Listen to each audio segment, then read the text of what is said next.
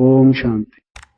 बहुत दफा बाबा कहा करते कि ये जो हमारे गीत हैं यही वास्तव में सच्ची गीता है, क्योंकि ये जो गीत हैं इनमें बाबा की शिक्षाओं का सार भरा हुआ है। उस समय तो ये गीत बने हुए नहीं थे, जो दूसरे गीत उस समय उपलब्ध थे उनका बाबा अर्थ किया करते थे आध्यात्मिक दृष्टिकोण से।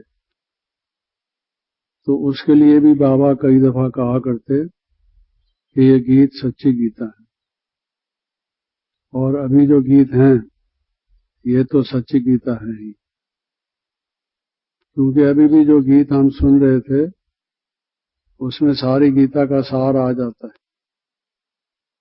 माम एकम शरणम व्रज जो गीता में है, मन मना भव, मन मुझ में लगाओ और मेरी शरण में आओ।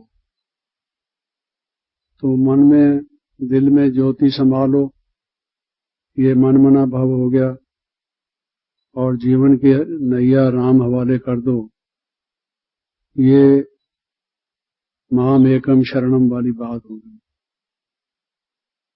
तो गीता में जो कुछ भी कहा गया है, अब बाबा ने उनको हमें इतने मनोरंजक तरीके से, सहज तरीके से सारी बातें समझाई हैं, और भिन्न भिन्न समय पर भिन्न भिन्न रीत से बाबा हमें आगे बढ़ाते हुए मंजिल की तरफ ले चल रहे हैं। अभी पिछले दिनों की ही अगर हम बात करें तो बाप दादा की जो अव्यक्त वाणी हमने 15 तारीख को सुनी, बाबा ने ये कहा कि आप सब राजयोगी हैं और राजयोग राज्य प्राप्त कराता है, और राज अधिकारी तब बनते हैं जब हमें रूलिंग पावर हो, सेल्फ कंट्रोल हो। तो बाबा ने कहा कि ये पुरुषार्थ करो कि इस अभ्यास में सफल हो, सेल्फ कंट्रोल करने का, आत्मनियंत्रण करने का। इसमें वास्तव में देखा जाए तो सभी बातें आ जाती हैं, लेकिन प्रश्न ये उठता है कि सेल्फ कंट्रोल करने से हमारा क्या भाव है। बहुत समय से पुरुषार्थ करते हुए भी, चाहते हुए भी, कई बार कोई ऐसे शब्द बोल देते हैं, ऐसा कोई कर्म कर देते हैं, भूल कर बैठते हैं, वो तो सेल्फ कंट्रोल नहीं होता है, आउट ऑफ कंट्रोल होता। तो वो सेल्फ कंट्रोल कैसे हमारा हो, और सेल्फ कंट्रोल करने में हमें किन बातों पर विशेष ध्यान देना है, क्योंकि बाबा ने कहा कि 15 दिन में ये करके दिखाओ। अब बहुत सारे दिन तो गुजर गए, 30 तारीख को अभी बाबा रिजल्ट पूछेंगे, लेकिन उसके बावजूद भी बाबा ने कहा कि 3 महीने में ये सारा पुरुषार्थ करके दिखाओ। तो आप देखेंगे कि जो नेगेटिव थॉट्स आते हैं, नकारात्मक विचार आते हैं, क्योंकि हमारे जो थॉट्स हैं, विचार हैं, वही हमारे बोलने और हमारे कर्म का आधार है। वाणी और कर्म से पहले तो मनुष्य के मन में संकल्प आता है। संकल्प ठीक हो तो बाबा कहते हैं संकल्प से सृष्टि रची जाती है। अगर संकल्प ठीक हो तो सृष्टि भी ठीक रची जाएगी, कर्म भी ठीक होंगे, व्यवहार भी ठीक होगा, दृष्टिवृत्ति भी ठीक होगी। संकल्प ही अगर ठीक नहीं होंगे, नकारात्मक विचार आएंगे, नेगेटिव थिंकिंग होगी, तो सेल्फ कंट्रोल का प्रश्न ही नहीं उठता। तो कैसे हम सेल्फ कंट्रोल करें, किन बातों पर ध्यान दें?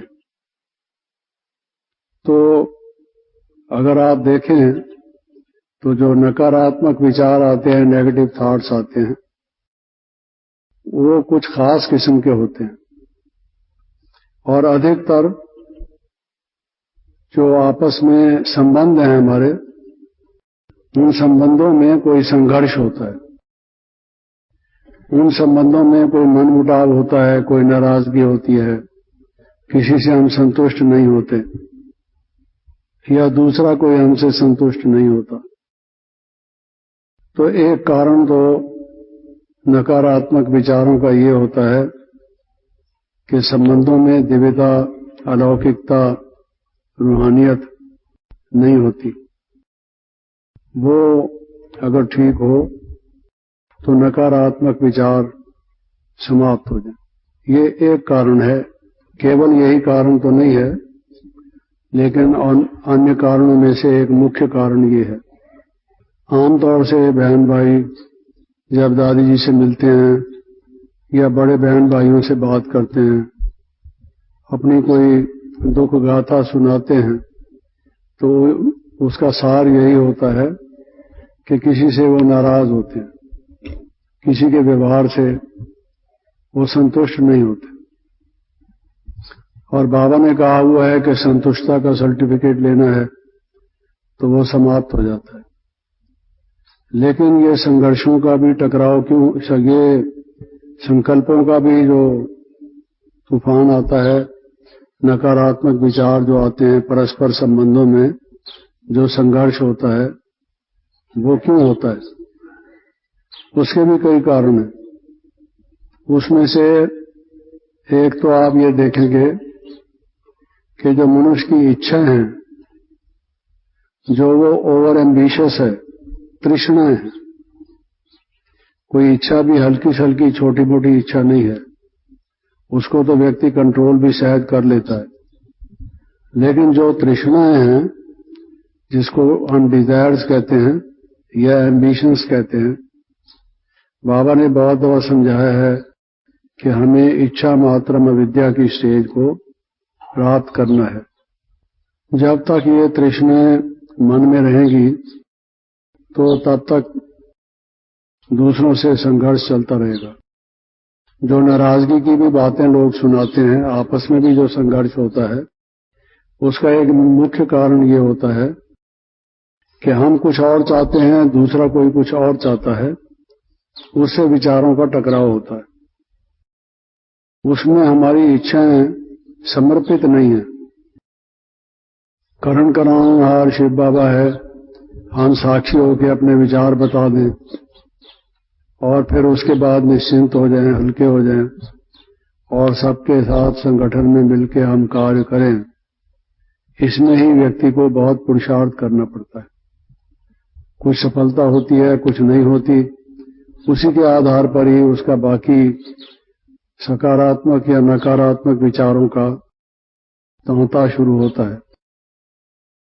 तो इसलिए ये अगर हम ध्यान रखें कि समय समाप्त होने को आके पहुंचा है, हमें बाबा मिल गया है, हमें गोल्डन एजेड वर्ल्ड में राज भाग बाबा दे रहा है, बेहद की सॉवरेनिटी दे रहा है, जिसमें किसी चीज की कमी नहीं होगी, सब कुछ बेहद का होगा। बाबा ने कहा वहां राज भी जो होगा वो हद नहीं होगी कोई उसमें।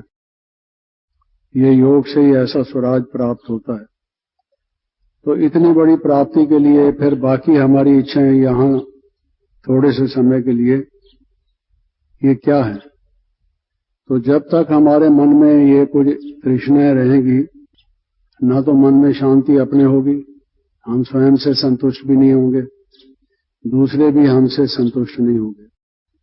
अगर दूसरों को हम सहयोग नहीं देते, उनसे मिलके अगर हम नहीं चलते या उनसे हमारा स्नेह का व्यवहार नहीं है, तो आप देखेंगे कि मुख्य कारण एक तो ये है।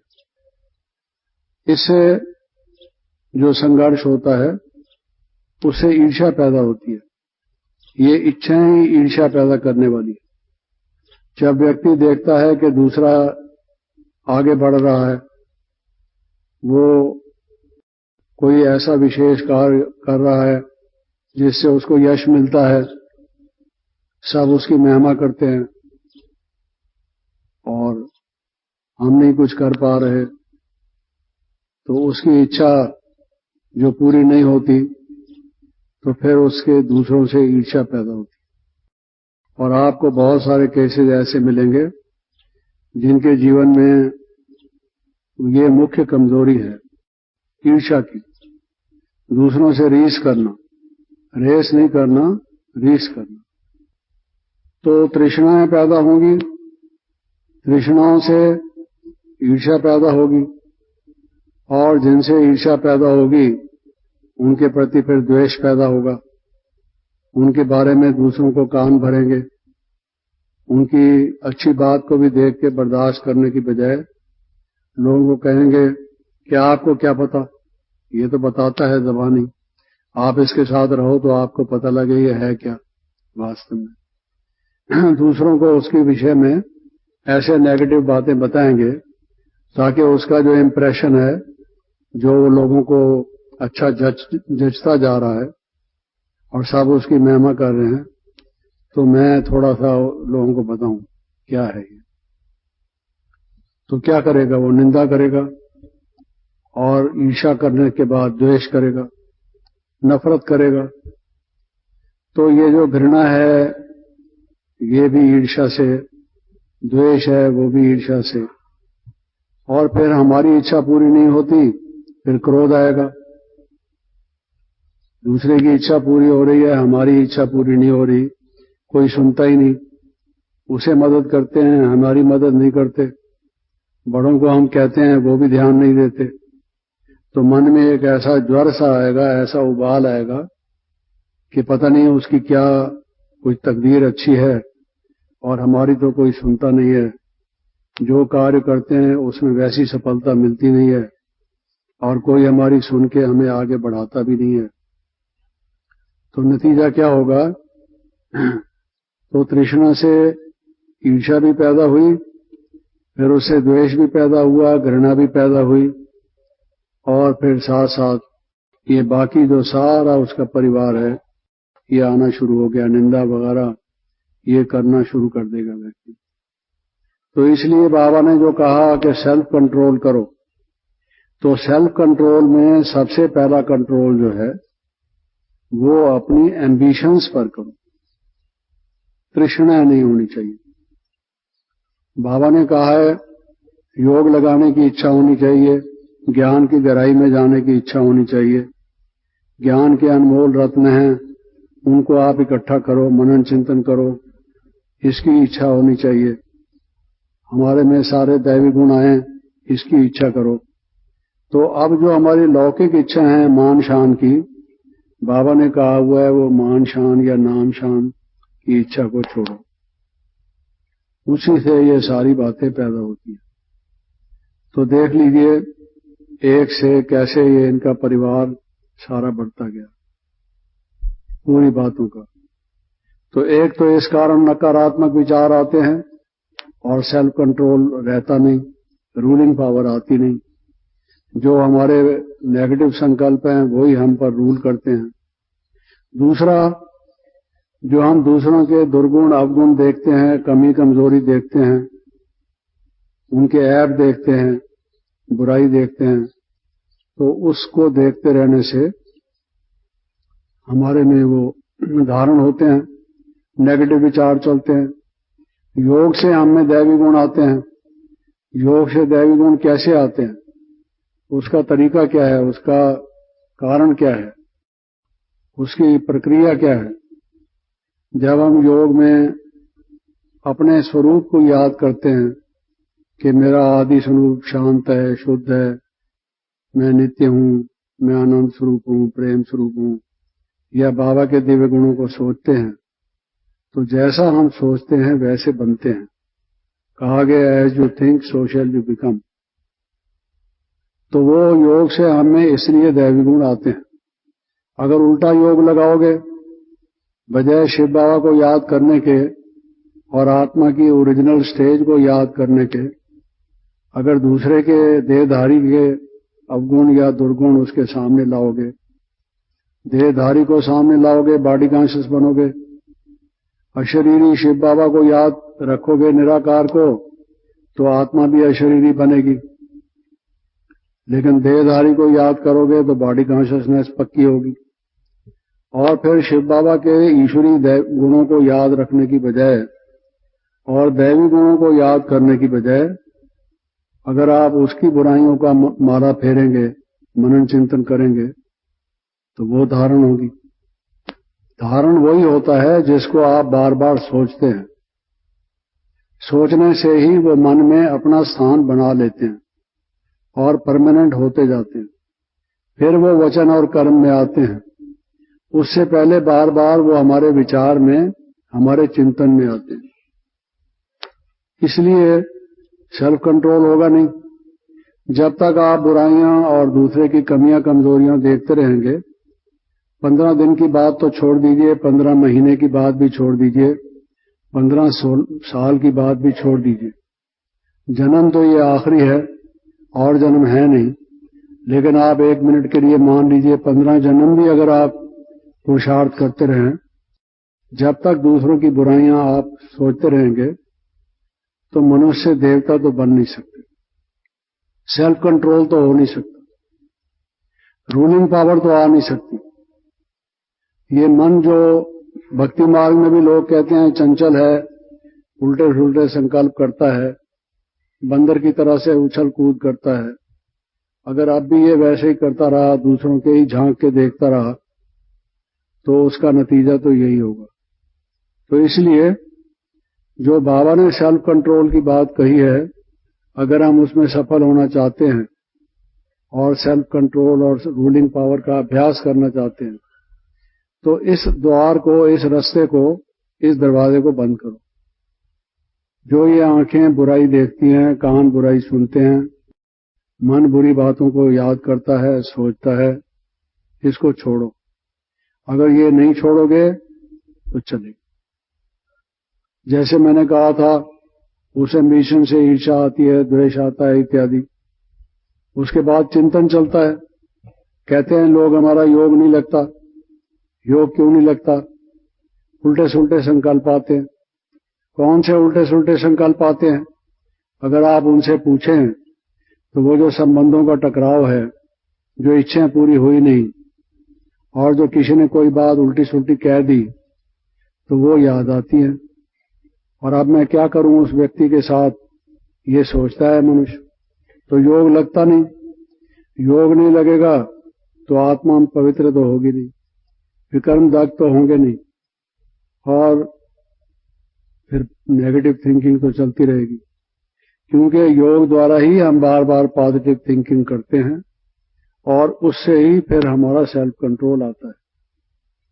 तो इसलिए अगर हम परचिंतन करेंगे, बाबा ने कहा है परचिंतन पतन की जड़ है और स्वचिंतन जो है वो उन्नति की सीढ़ी है। अगर हम उन्नति की सीढ़ी पर चलने की बजाय डाउन स्टेयर जाएंगे, पतन के रास्ते पर जाएंगे, तो ऊंची चोटी पर तो पहुंचेंगे नहीं। काम ही उल्टा करेंगे, रास्ता ही उल्टा लेंगे, तो मंजिल पर कैसे पहुंचेंगे?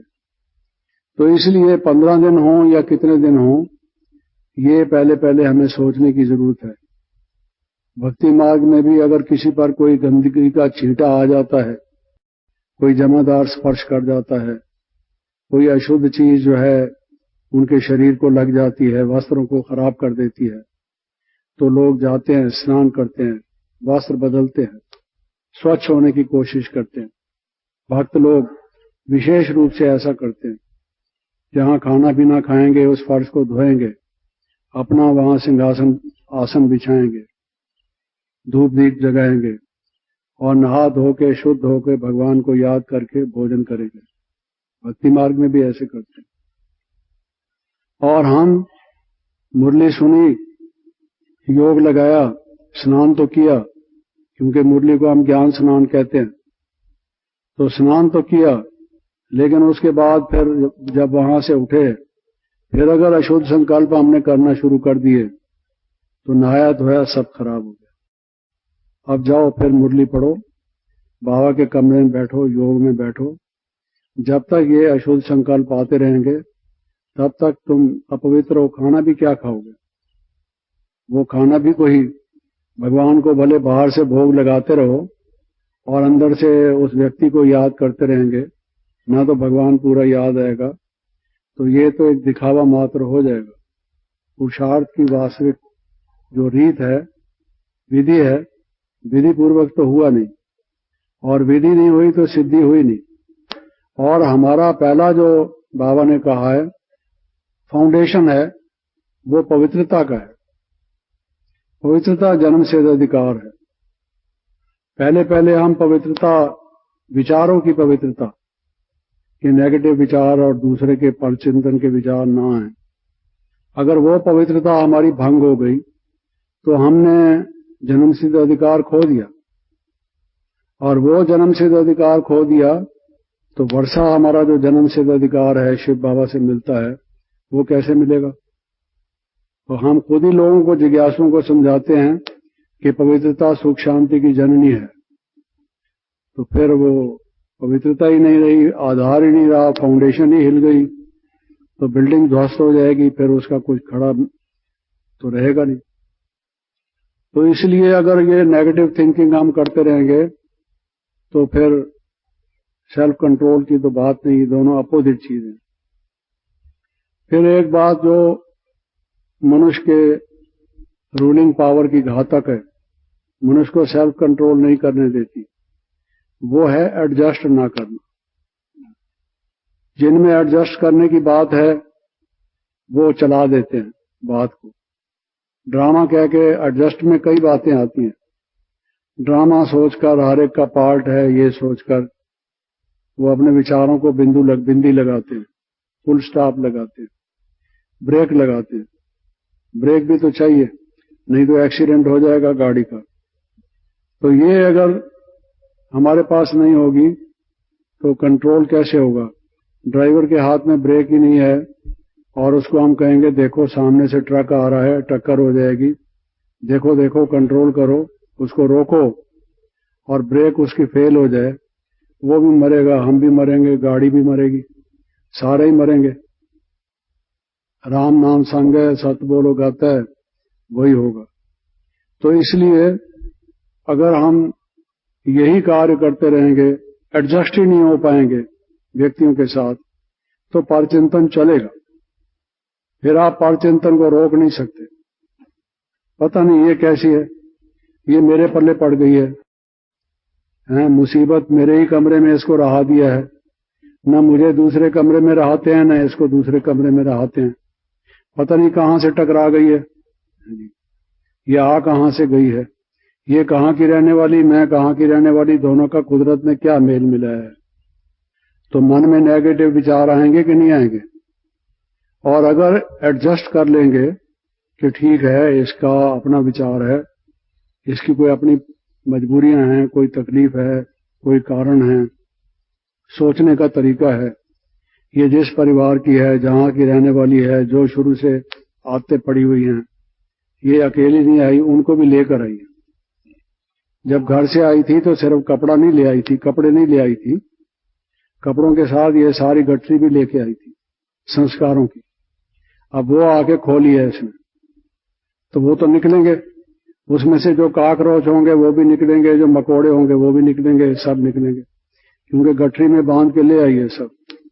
तो उसके वो संस्कार तो आएंगे, टकराव तो होगा। अगर आप अपने को बचा के रखेंगे, रास्ता निकाल लेंगे, उसको भी रास्ता दे देंगे। वो कहते हैं ना भाई, दो बकरियां जा रही थी एक पुल पर से, तो दोनों आपस में सींग से आपस में टकराने लगी, माथे से माथा लड़ाने लगी, तो दोनों लड़ते लड़ते नीचे नदी में जाके गिरी, डूब गई।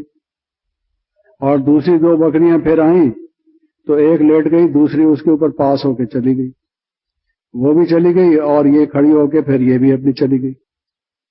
एडजस्ट कर लिया कि अच्छा ठीक है, तुम पहले जाओ। तो अगर कोई हम ऐसा तरीका अपनाएंगे कि अपना भी काम निकाल लें, दूसरे का भी काम निकाल लें, तब तो हम रास्ते पर ऐसा नहीं कि टकरा के नदी में ही जाके डूबेंगे, फिर तो हम मंजिल पर पहुंच जाएंगे। नहीं तो जो उन बकरियों का हाल हुआ था वही हमारी बकरी का भी हाल होगा, क्योंकि बकरी भी मैं करती है, हम भी मैं करते हैं, थोड़ी सी बकरी तो हमारे अंदर भी है, तो इसलिए वही करेगी, तो नतीजा उसका यही नतीजा निकलेगा।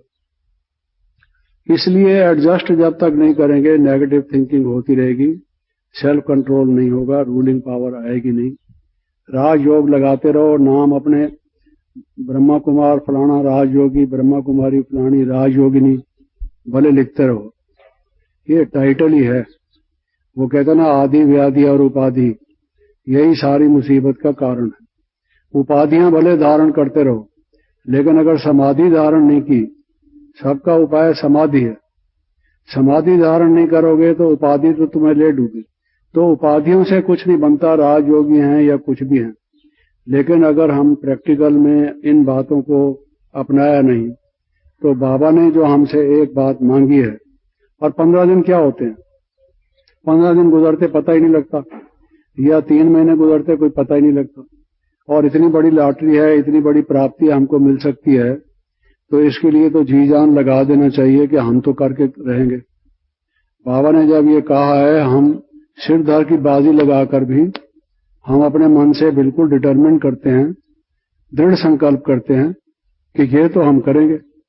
सारी उम्र के लिए भी बाबा नहीं कह रहा, कई वर्षों के लिए भी नहीं कह रहा, 3 महीने के लिए कह रहा है।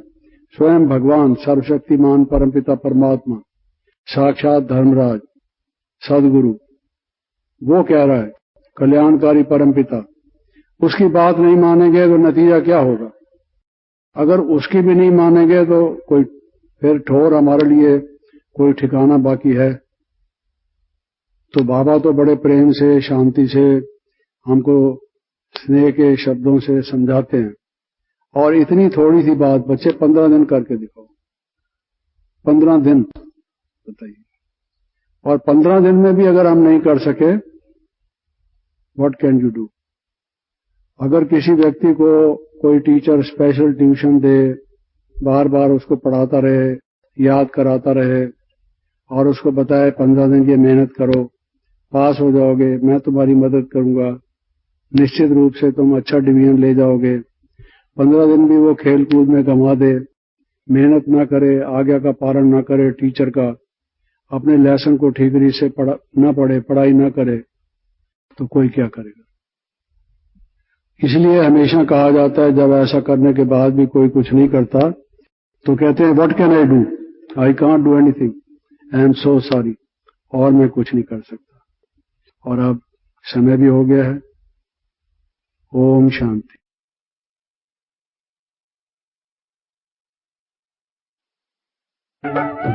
जी करता है बाबा हम पास तेरे उड़ आए, पास तेरे उड़ आए।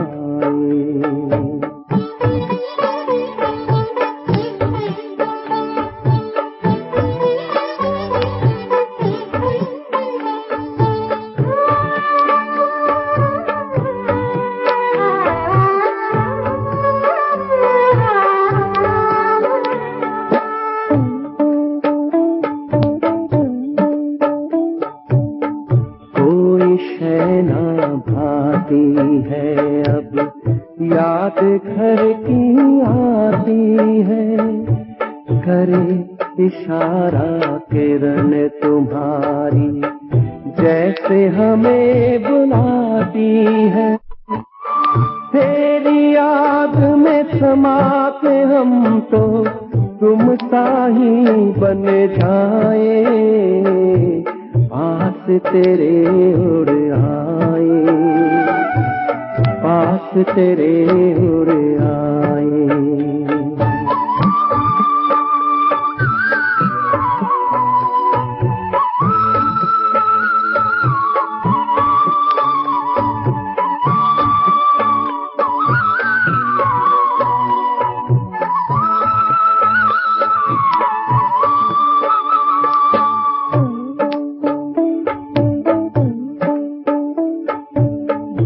कुछ पल की बात है, फिर घर चलना साथ है, हाथ में हाथ तुम्हारे बाबा, प्यार की बरसात है।